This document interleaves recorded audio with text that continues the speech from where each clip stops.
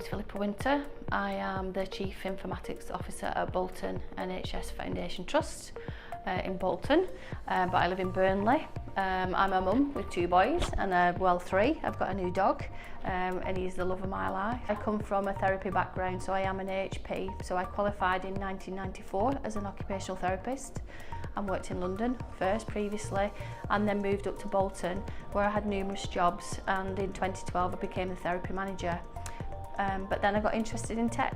As therapy manager, it was always my aspiration to get that role, and in 2012, after 18 years of qualification, it just wasn't enough.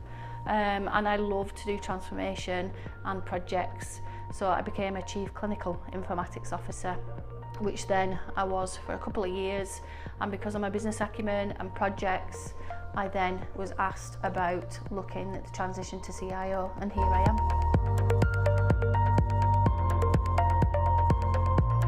Okay, so I would say I had a bit of a wobbly education. I was a little bit wild when I was young, but always really good at sciences and always loved tech.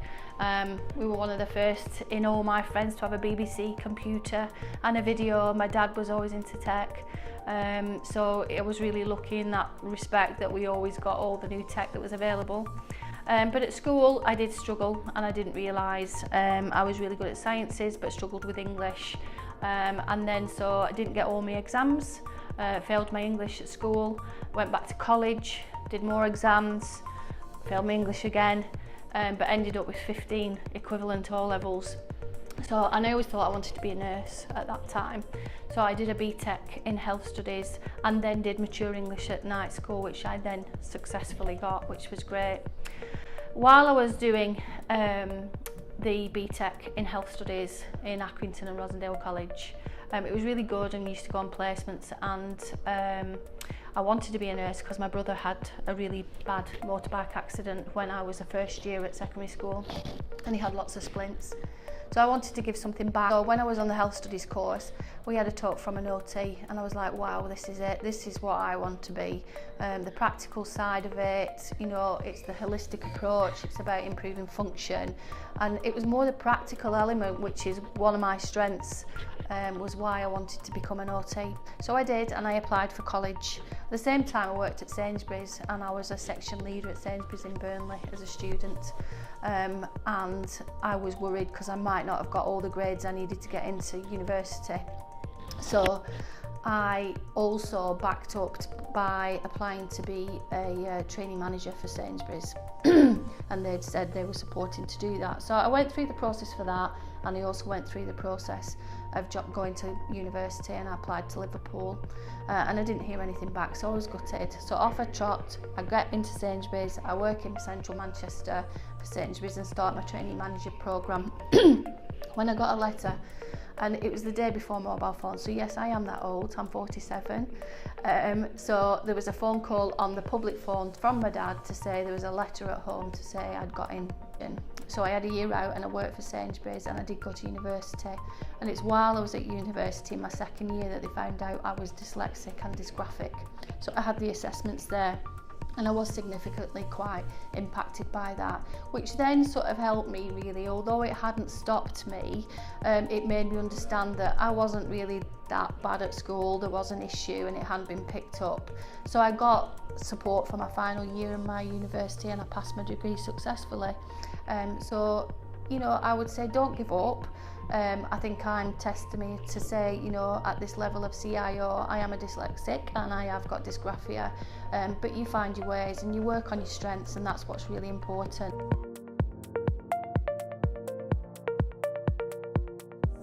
I qualified in 1994 from Liverpool University as an occupational therapist, and I was due to get married that summer to my now husband of nearly 25 years, and I moved to London.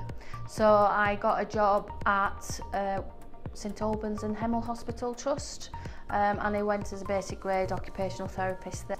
So I started there in elderly care and stroke, and then I moved on to do rheumatology, but then I got promotion and I worked in orthopaedics, and that was where my love, because of my brother and because of splinting, I started to get my love for splinting and hand therapy. So that's been a theme in my career, and then I moved from there to the Royal National Orthopaedic Hospital, which was a great place to work in Stanmore, absolutely wonderful. I worked in, set up the active back programme there, which was about chronic pain, and then I worked in spinal injuries, which again as a national centre was just a wonderful experience. I would say that my first formal tech role was the Chief Clinical Informatics Officer when I was Therapy Manager, but I've used tech all the way through, so just to explain that, so biofeedback, I've used environmental control, I've used a lot of information, a lot of technology around voice control with patients with spinal injuries, suck blow, you know, there's so many different things as an OT I've used to help with function and to give biofeedback to the patients. So that's one, but also I've always loved tech. I was always a gamer. You might not look like it, but I was. When I was Therapy Manager, and I have used tech all the way through for lots of different reasons, and also, you know, business intelligence when I was a business manager in therapies before I became Therapy Manager. Then I used a lot around outcome measures and how data was really important. One, for us to demonstrate the benefits that we give as a service, but also outcomes to patients. So I use technology and business intelligence and analytics for that too. So I've always loved that sort of thing. But then as Therapy Manager, I was one of the first in our hospital to put all our therapists onto electronic clinics, because we used to do it all in diaries, which seems ridiculous, and it's quite a long time ago. And I was quite not disruptive, positively disruptive around trying to really push that with the informatics service, because then again that would give me real quality data around what activity we were doing and people not attending and everything like that, but also putting outcome measures in and doing something really solid around the benefits that we were doing to patients.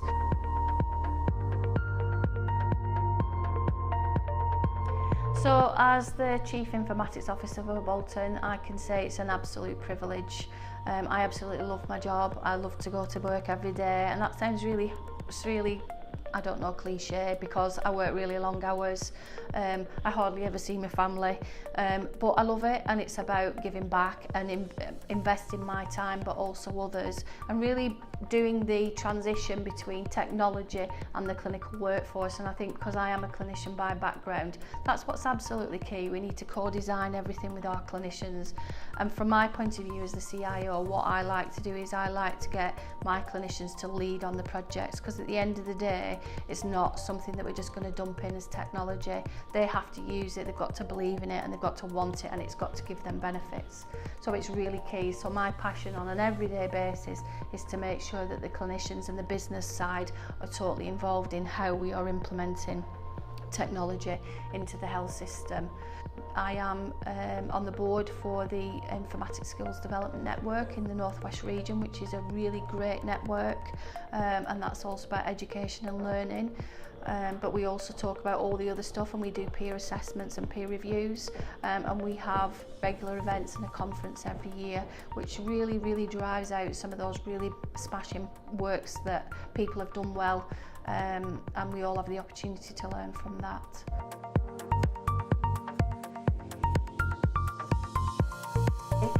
But the best bits is meeting people, empowering people. Coaching is really important to me, and mentoring staff, and really seeing staff take control and challenge of different opportunities is where I can step back.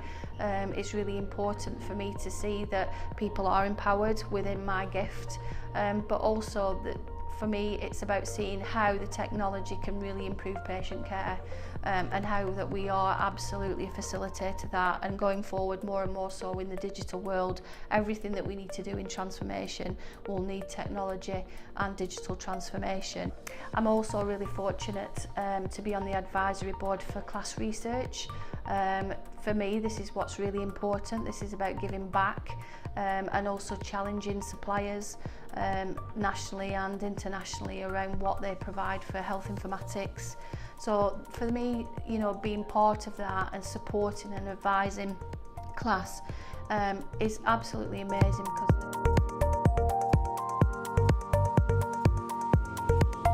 So my advice for anybody getting into tech is just go for it. Being an occupational therapist, never believed I would end up as a CIO, but I've always loved technology, and I think there's lots of different opportunities that you can do that, whether that's voluntary, whether that's getting involved in some hack days, or really going for it and looking at a career change. I sort of fell into it, but I have to say I really have found my position. I feel like I've arrived. That sounds really cheesy, but it's really important, and I would say if you are, then find a way to get involved with tech, because there's so many different opportunities out there for you to do it.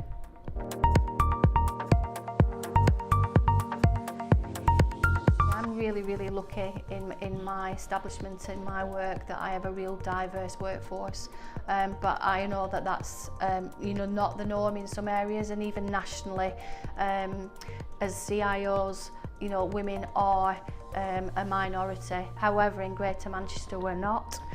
We are a significant majority, which is really good. So I think it's important to say we do need to support more women, and we can do that through apprenticeships, you know, work experience, and give opportunities for people to be able to have that opportunity to get exposure to technology in health, particularly because that's my area. But for me, it's more around talent, identifying talent and nurturing that, and that's what's key.